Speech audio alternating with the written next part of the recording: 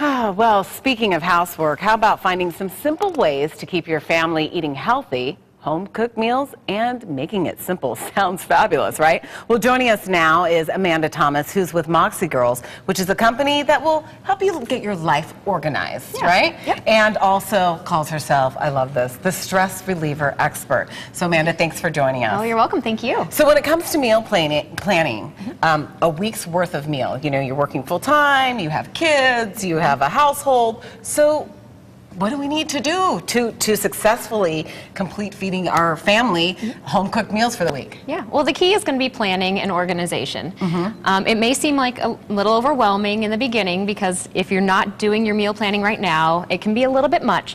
But in the long run, it's going to save you time and energy, especially if you can do all your grocery shopping at one time instead of having to go to the store 3 or 4 times during the week. Yes, well, how can we do that? I mean, I've tried that before where you just go to the store one time and you don't ever have to go back. I think I've maybe hit that goal maybe twice in my life.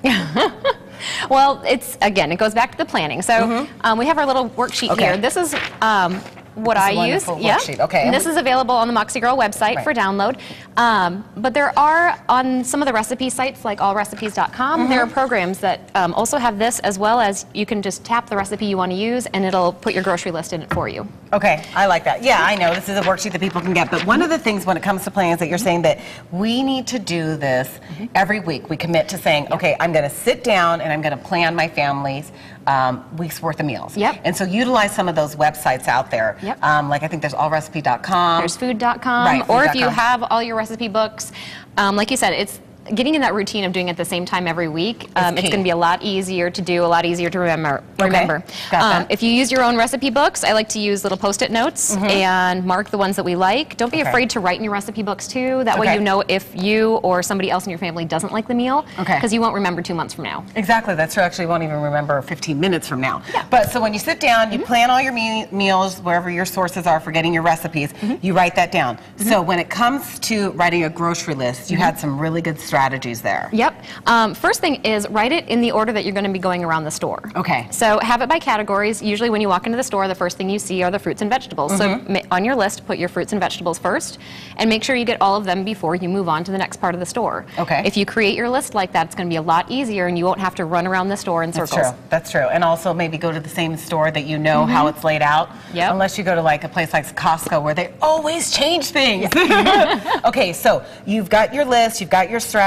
Now, what about making time for cooking? Does this mean that we cook a meal every day of the week? It can or it can't. Don't be afraid to use the prepackaged stuff, especially if you have kids who are picky.